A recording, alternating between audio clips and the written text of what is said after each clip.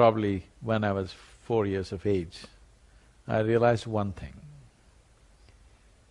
I suddenly realized one day that I don't know anything actually.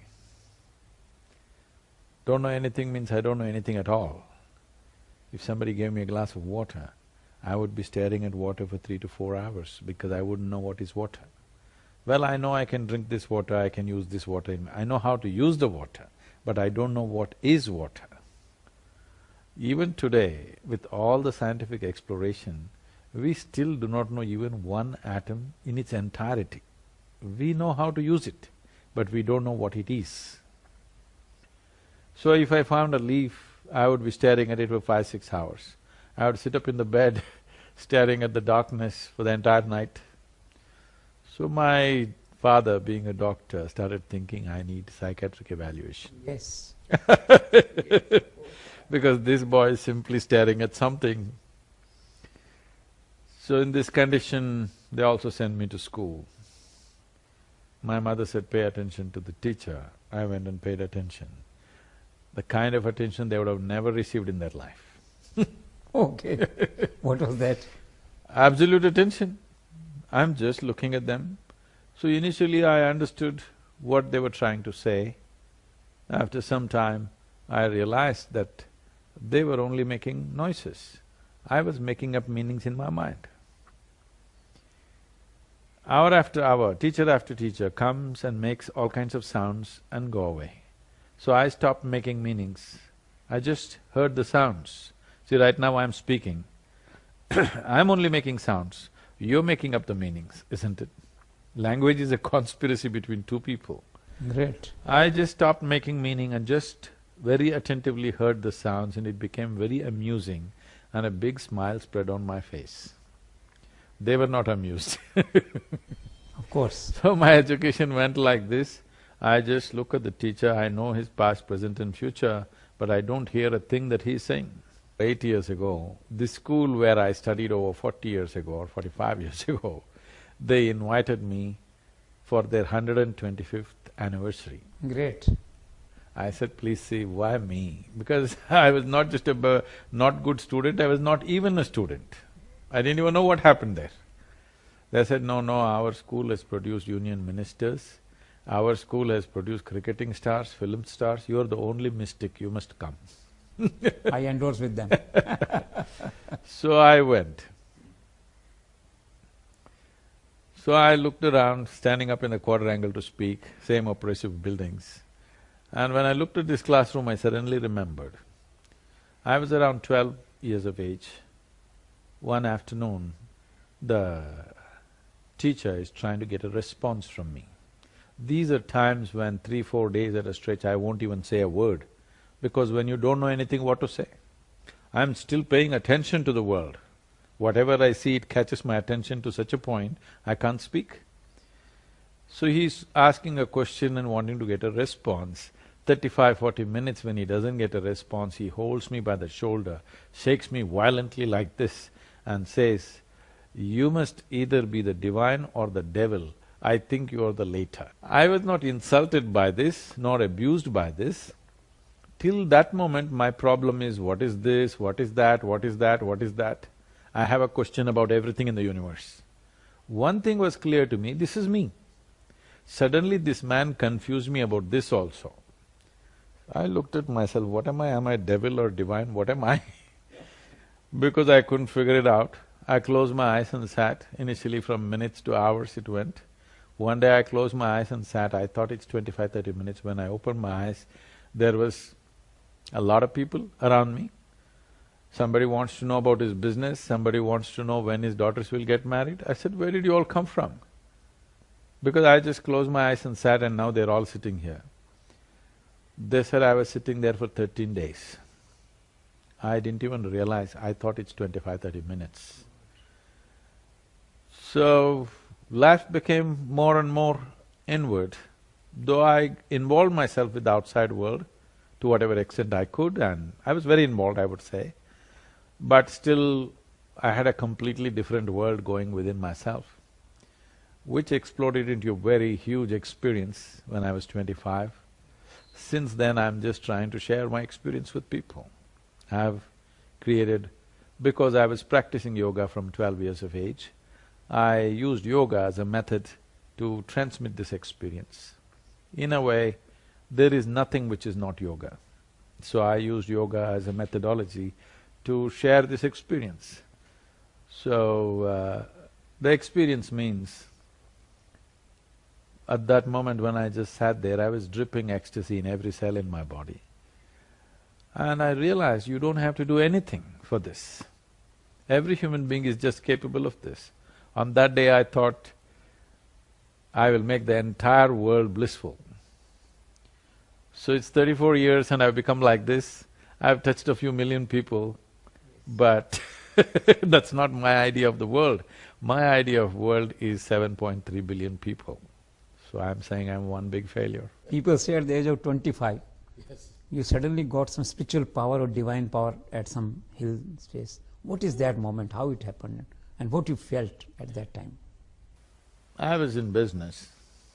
I was very successful, far more successful than most people would imagine in a short span of time. Half a dozen things I was doing and very successful with whatever I was doing. One afternoon when I had nothing much to do, I went up Chamundi Hill. I was in Mysore. So in Mysore city it's like this, if you have something to do, you go up Chamundi Hill. If you have nothing to do, you go up Chamundi Hill. I had nothing to do, so I went up Chamundi Hill. This is a hill which is very familiar to me. So I went and sat, I parked my motorcycle and went up and sat on a rock that was very familiar to me. My eyes were still open, I didn't even close my eyes. Till that moment, I always knew this is me, that is somebody else. I have no problem with that somebody, but this is me, that is somebody else. Suddenly I did not know which is me, which is not me. The very rock I was sitting upon, the air that I breathed, the atmosphere around me, everything had become me. I thought this lasted for about 5–10 minutes, but when I came back to my normal senses, it was about 4.5 hours. For the first time in my adult life, tears were flowing. Tears and me were impossible. As I said earlier, I was dripping ecstasy in every cell in my body. So I have a super skeptical mind. I'm somebody who has 1 billion questions about the entire universe. So when I ask my mind what's happening to me, my mind says, maybe you're going crazy. I just check with the closest of my friends, something is happening to me. They say, what did you drink, what did you take? So there was nobody to tell me what is happening to me. All I knew was, I have hit a gold mine and I don't want to lose it. All that happened was, to put it today technically, the word yoga means union. Union means, in some way you have psychologically drawn a boundary as to what is your individuality. Right now you're an individual person, and that's you, this is me, very distinctly there. But as you sit here, you're breathing. The boundary of your individuality is being broken by the breath. What the trees exhale, you're inhaling. What you exhale, they're inhaling. It's not just on the level of breath. When you eat food, what was yesterday earth, today becomes you, tomorrow becomes something else. Not just on that level, on every subatomic particle level, every particle in the body is constantly transacting. It is… individuality is an idea that we have created in our minds. Yoga means you erased that boundary and you experienced everything as yourself. This is what the union means, from individual to a cosmic level. So on that day it just burst forth and I knew you don't have to do anything to make this happen. But still you have to do so many things to make people understand that. What actually inspired you to go for Isha Foundation and all that? It is just that I started sharing with people whichever way I could, in my own ways. Then a huge number of people gathered, then a place became necessary. I was very averse to forming an organization. So I allowed the physical freedom I had at that time. I motorcycled across the country, I did whatever I wanted. But as the number of people gathered and their longing was so strong, then we had to set up a place. So that is the point. Yes. And from there then you are going to places, you are expanding in America and all. I am not expanding. People are expanding. People's longing is drawing us, that's all. I have no business plan to expand. So you have some 1300 or 17 acre some yoga pharma in America. What is that? Who Yes, runs in that? United States, there's a large center coming up now, and there's enormous interest in the West because the religions that have been taught to people cannot withstand three intelligent questions. If you ask three questions, the entire teaching will collapse. And we have come to a time where human intellect is sparking like never before. More people can think for themselves than ever before in the history of humanity. People raise questions in their mind and everything, heavens will collapse. So naturally, seeking truth has become… It used to be very much an Indian thing forever. Right from ancient times, this is a land of seekers. But today, this longing to know has become everywhere because it is no more… you cannot rule the world by dogma. You have to…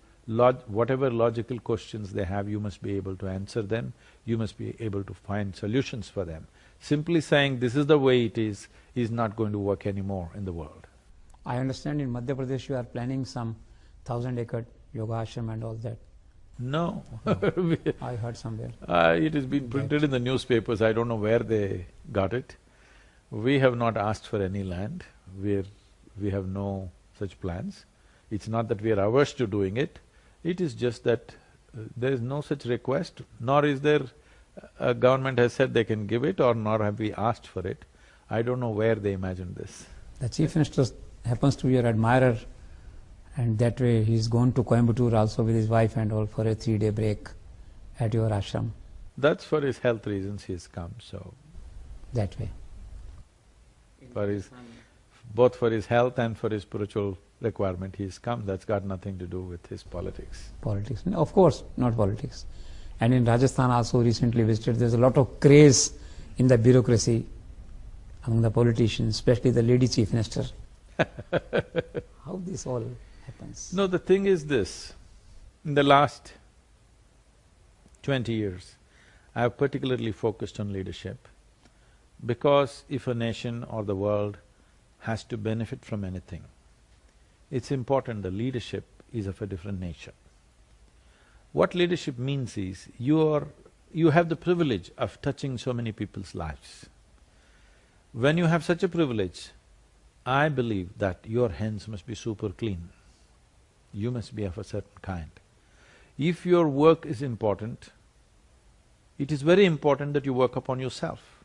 So I have been striving across the world to touch the leadership. In India, for example, about 14 years ago, someone very important in the country came and they went through the inner engineering program and they asked this question, Sadhguru, this is fantastic, what about the country? I said, see, I have a list of 2,000 people in this country. You give them to me in the next 3 to 4 years. You will see the nation will change quietly without any noise happening about it. What is that formula? I'll come. So this is now 14 years, but we have touched about 42% of this. When I said leadership, I was not talking about prime ministers and chief ministers, because their term of leadership is very short, brief, 5 years, 10 years max, they're going. But there's another set of leadership which is solidly there for 25 to 30 years. The bureaucracy, the business leadership, the social leaders, if they change the way they look at life, if they change their own experience of who they are and what people are to them, things will change. So we have touched nearly 42 to 43% of these 2,000 people we listed. And as a part of this, we have been touching political leadership also. So we've done these programs for Andhra Pradesh, to some extent for Madhya Pradesh, now to Rajasthan. We want to see the political leadership, the administrative leadership and economic leadership to go through a certain change within themselves. Because in their hearts and minds, if they become little more inclusive, everything could be done better. People are doing whatever they know best, this is how I see life. Somebody may think he's good, he's bad, but they're doing… that's all they know, so that's what they're doing. Unless you raise their experience to a higher level Unless you raise their intelligence and perception of life to a higher level, they will not do anything higher. So in this effort, we are touching the state governments and as many leaders as possible. You are talking of leadership, certain qualities.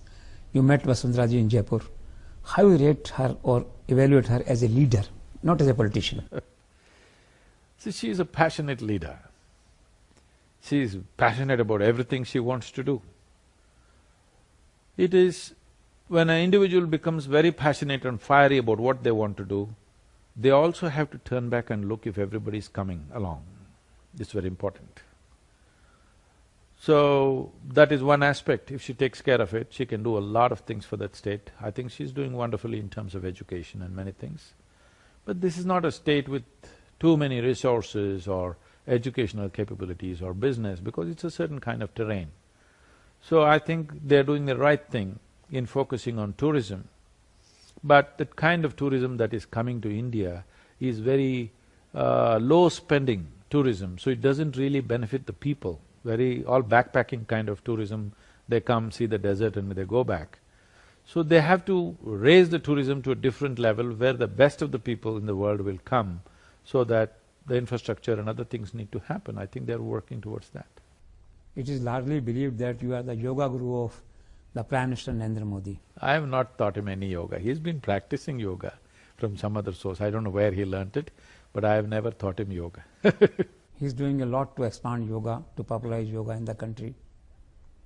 How you… See, as a Prime Minister of this nation, being concerned about the well-being of the nation is his business. Unfortunately, in India, we have not seen a Prime Minister in that context. We are thinking they are supposed to do only economic policy, this, that. No, it is the leader's business to think of people's well-being.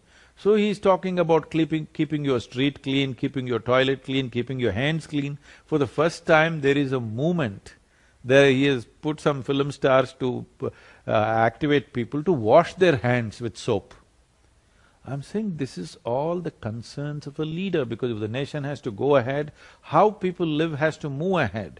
So in the same context, about keeping your inner dimensions well, yoga is an important part.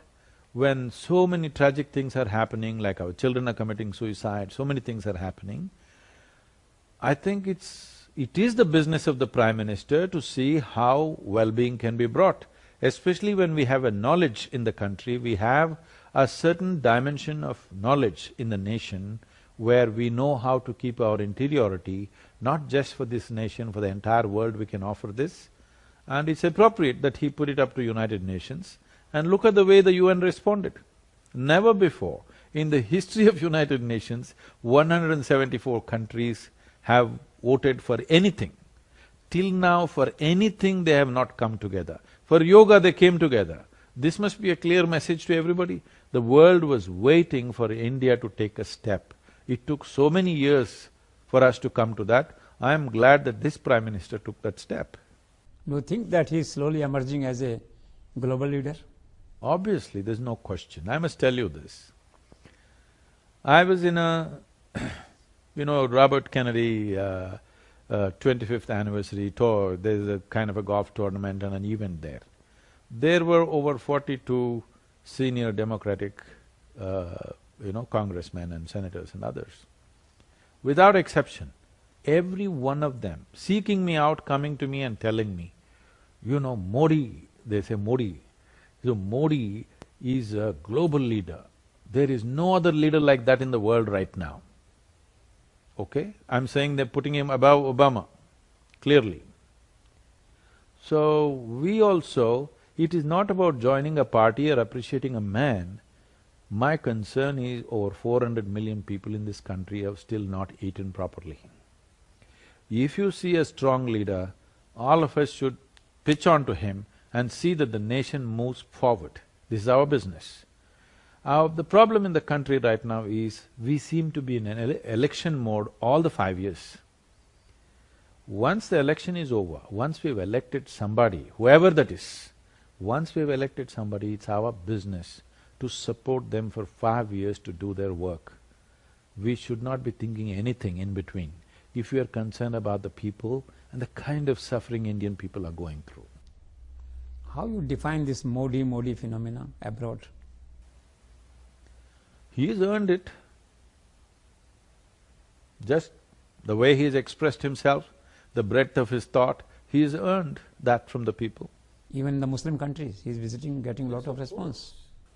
What's it got to do with Hindu or Muslim or anybody? It's got something to do with the man's capability. So people are appreciating. In the world, it doesn't matter. In the end, only competence matters. Nothing else matters. Narendra Modi, when you met him the last? About a year ago I met him. I wouldn't want to disturb him, he has things to do. I agree. And from… Unless I can contribute something, I wouldn't go to anybody. I don't go and ever meet any politician unless I think I can contribute something for them to work better. Otherwise I don't go. Do you have any views on Baba Ramdev or Shri Shri? They are also expanding yoga or some art of living or what? I'm too busy with what I'm doing. Where is the time for me to have views on other people? I agree. But do you feel that Babas or Dharmguru should enter into business? See, a success of a nation today is not determined by its military success or even political success. The success of a nation is determined by the success of its businesses. Within the parameters of the law, if anybody does good business, all of us must clap our hands. It doesn't matter who he is. If he's breaking the law, please take action. If he's doing things within the law, I think we must appreciate. Because Baba Ramdev was going around on a hired bicycle with a rented vessel with 50 kilograms of Chavanprash in 1998. In 2016, if he made his enterprise into a 5,000 crore enterprise, and that too not full-time, okay, he's only part-time looking at it. Full-time he's got something else to do, he's got his yoga to do. I think all of us should be proud of this. I don't know why we have trouble with this. So what special you are doing on this 21st June International Yoga Day? Visiting some UN or somewhere? See, the most important thing for me this year is, about 4 months ago it came to my notice that over 9,000 children below 18 years of age committed suicide in our country. Over 1,700 children below 14 years of age committed suicide. We must understand this much. When our children start committing suicide, we must clearly know we are doing something very fundamentally wrong with our lives. Great. I want everybody, the viewers who'll watch your channel, to look at it this way. Suppose our children committed suicide in our home, a 12-year-old child. Can you ever become free from that in your life? If a 12-year-old child committed suicide in our home, we know clearly we are doing something wrong, isn't it, with life? So it's happening in the nation and it's large scale. And one of the main culprits is the education system. Exactly. This education system, which was created to be in service of Her Majesty, we are still continuing the same thing and killing our children of all the things. A child is an exuberant life, a bundle of joy, a fresh life. If that life wants to take itself out, then we must understand we have not figured what is life. We have an education system where 98 is the passing mark today. When somebody is going on telling a child of 12, 13 years of age, if you don't get 98, you're no good, you're as good as dead, that's what he's doing. So, changing the fundamentals of our education system must happen, but that may take some time. So I thought, let's reach out. On that day 4 months ago, I said at least 10,000 schools we must touch. On that day, 10,000 looked like a big number. But I traveled through these 8, 9 states, met all the chief ministers and education ministers. They responded with enormous enthusiasm and they were deeply concerned about this issue. And today we are touching over 30,000 schools. Approximately somewhere close to 2 crore children between the age groups of 10 and 16 we are touching. The unique thing about what we are doing is, we trained 45,600 teachers of ours who are in turn training the teachers. So this yoga, which is a 20-minute protocol of Upa Yoga. Why Upa Yoga is, when you teach yoga, however innocuous it may look on the surface, that is, I am here as a living proof. When I learnt yoga at the age of 12, I was not looking for anything spiritual in my life. I thought it will give me physical prowess, and that's why I went for it. But it exploded in a different form after some time, after 12-13 years. So however innocuous a yogic practice may be, there is a spiritual dimension to it. So you cannot transmit yoga large scale to an unconscious population. When I say unconscious, when the child doesn't know this is what I'm getting into, it's not right to transmit in such large levels. So that's why we are teaching what is called as Upa Yoga, which means sub-yoga or pre-yoga. Now I know that in normal language, almost all the languages uses the word Upa Yoga as something useful. This will bring a tremendous change in your body and in your psychological structure, but it does not have spiritual dimension attached to it.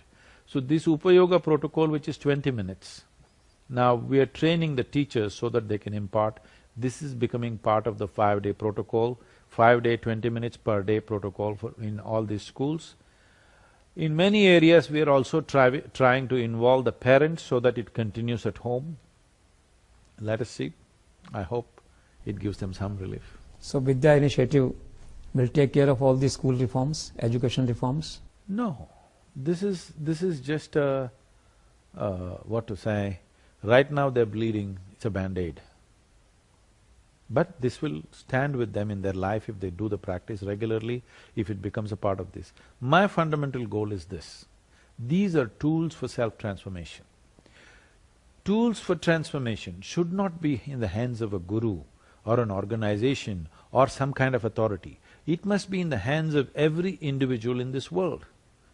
Today, everybody has brushed their teeth here because they have a brush of their own. If there was one Delhi government brush where you had to go and brush, probably they would go once in a year and brush. Because everybody has a tool to clean up their their oral cleanliness, they're doing it. Similarly, if they had tools to mental and physiological cleanliness, they would do it. The problem is, these tools have not been available without frills. Now without frills, just as a technology, why I'm insisting it's a technology is, you don't have to believe in it. You don't have to like me for this. You just have to learn to use it. It's like your Samsung phone.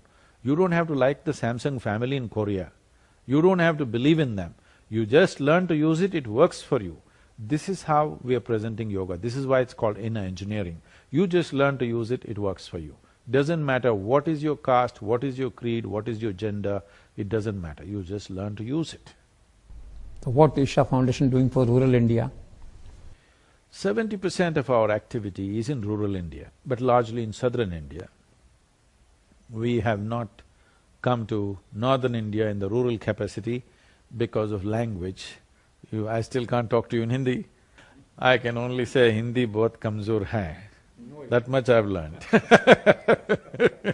Mahashivratri, I think you plan some big annual celebrations with people. See, the reason why Shivaratri happens, Mahashivratri happens the way it happens is, one aspect of it is, this is an acknowledgement to the Adiyogi who represents that day.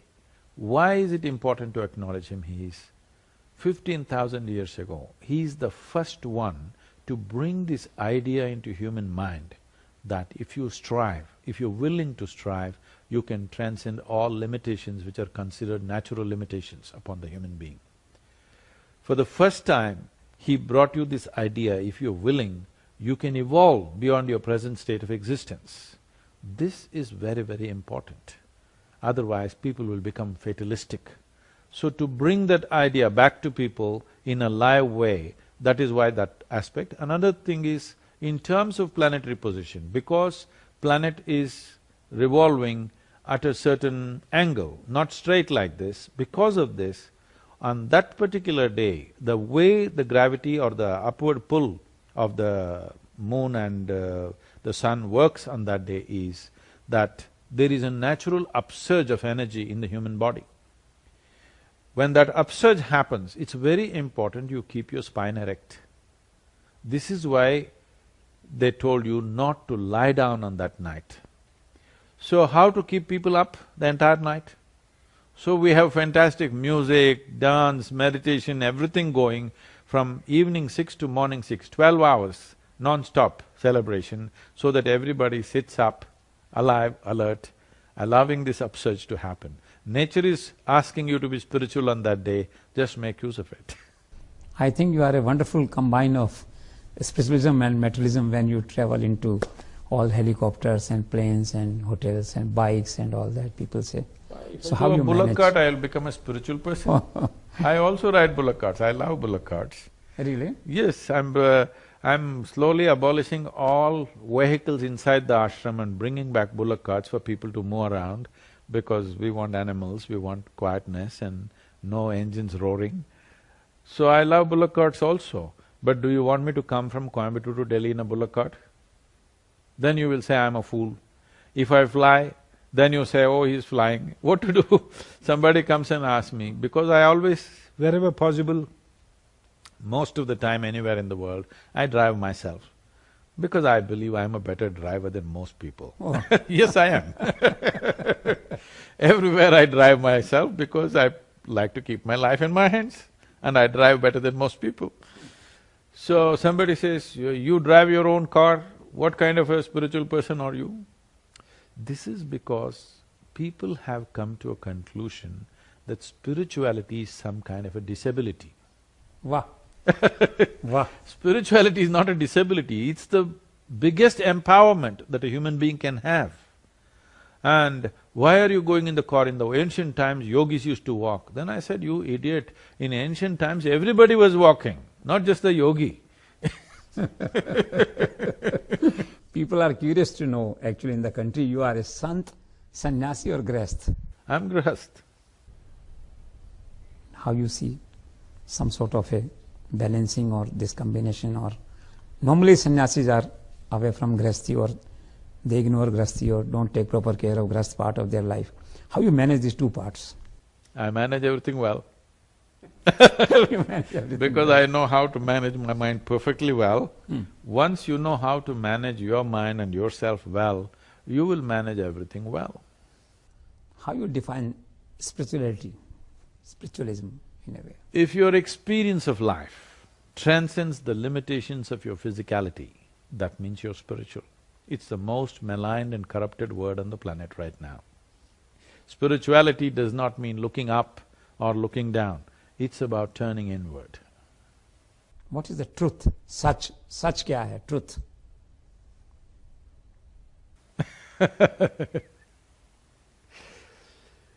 If truth is spoken, then it is no more truth. Wow. What is love? Pyar, prem, love. How you define love in this life, human life? If you… see, it's like this, a human being is aspiring for pleasantness of life. If your body becomes pleasant, we call this health. If it becomes very pleasant, we call it pleasure. If your mind becomes pleasant, we call it peace. If it becomes very pleasant, we call it joy. If your emotions become pleasant, we call this love. If it becomes very pleasant, we call it compassion. If your very life energies become pleasant, we call this blissfulness.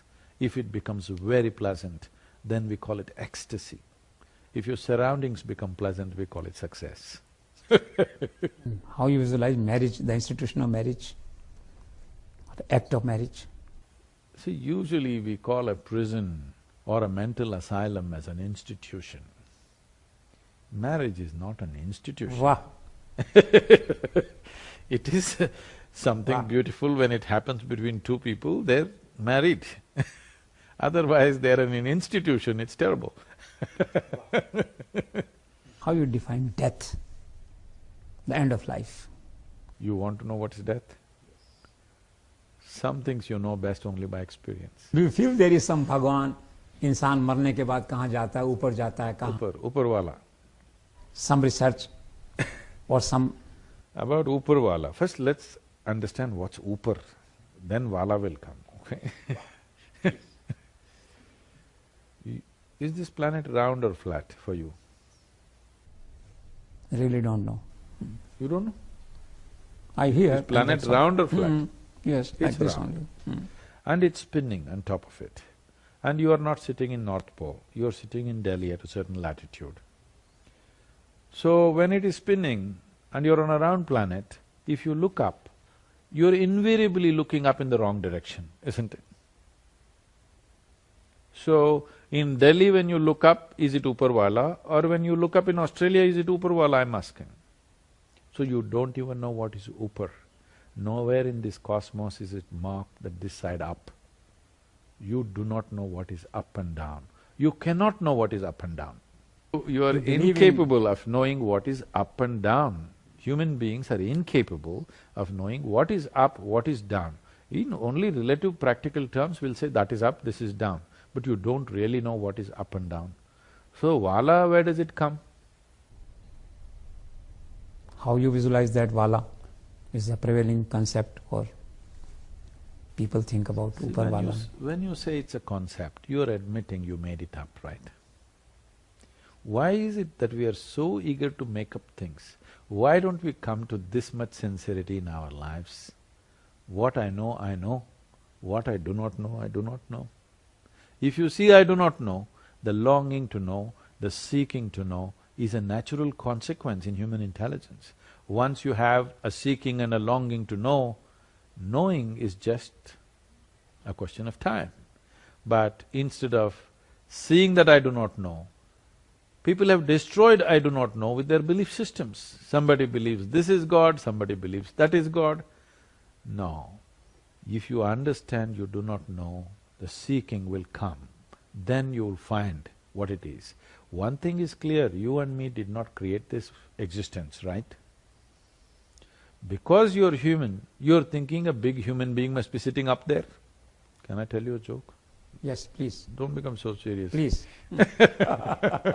Please.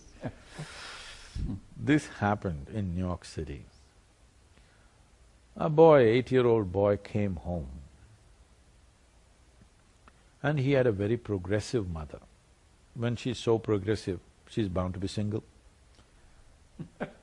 So, he came home and asked, "Mama, is God man or woman?" She thought about all the political correctness of it, and the election is coming, it's going to be decided now, is it a man or a woman? She thought about everything, and then being a very progressive woman, she said both.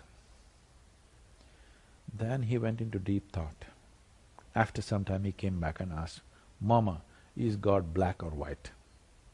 She again went into all the racial consequences of this question, and then she said both. He again went into deep thought. Then he came back and he asked, "Mama, is God straight or gay?" he asked. Again she thought about all the consequences and then she said both. The boy jumped in joy, I got it, it's Michael Jackson."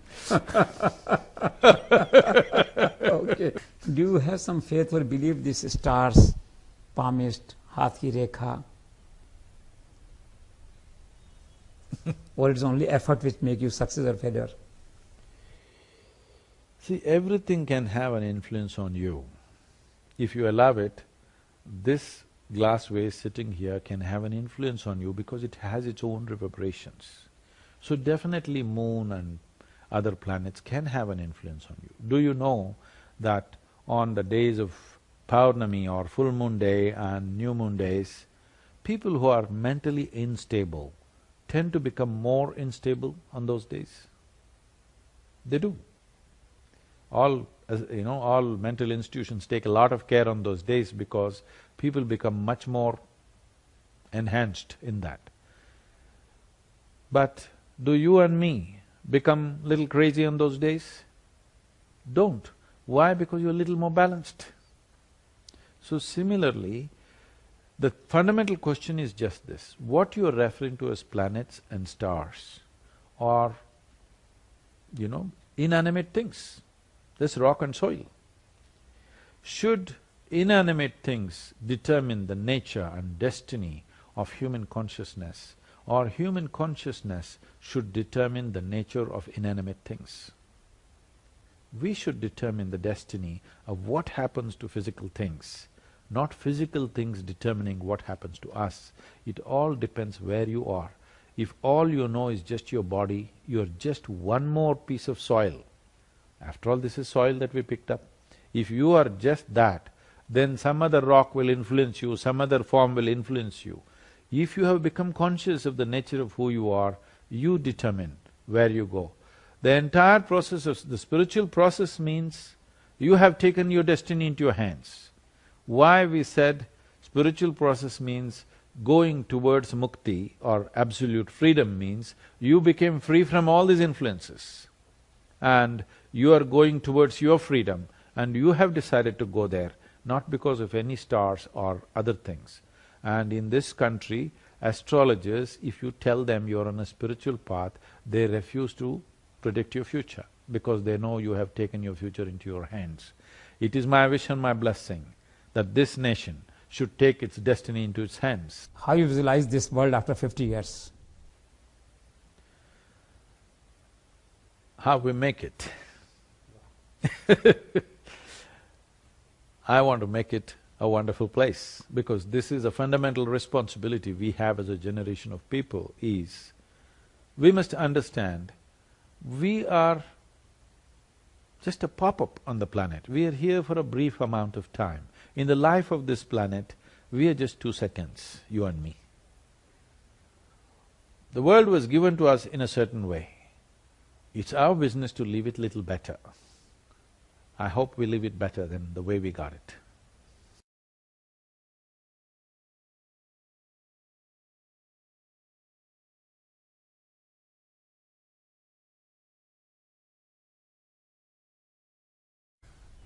Probably when I was 4 years of age, I realized one thing. I suddenly realized one day that I don't know anything actually. Don't know anything means I don't know anything at all. If somebody gave me a glass of water, I would be staring at water for 3 to 4 hours because I wouldn't know what is water. Well, I know I can drink this water, I can use this water, I know how to use the water, but I don't know what is water. Even today, with all the scientific exploration, we still do not know even one atom in its entirety. We know how to use it, but we don't know what it is. So if I found a leaf, I would be staring at it for 5–6 hours. I would sit up in the bed staring at the darkness for the entire night. So my father, being a doctor, started thinking I need psychiatric evaluation. Yes. Because this boy is simply staring at something. So in this condition, they also sent me to school. My mother said, pay attention to the teacher. I went and paid attention. The kind of attention they would have never received in their life. Okay. What was that? Absolute attention. I'm just looking at them. So initially I understood what they were trying to say. After some time, I realized that they were only making noises. I was making up meanings in my mind. Hour after hour, teacher after teacher comes and makes all kinds of sounds and go away. So I stopped making meanings. I just heard the sounds. See, right now I'm speaking.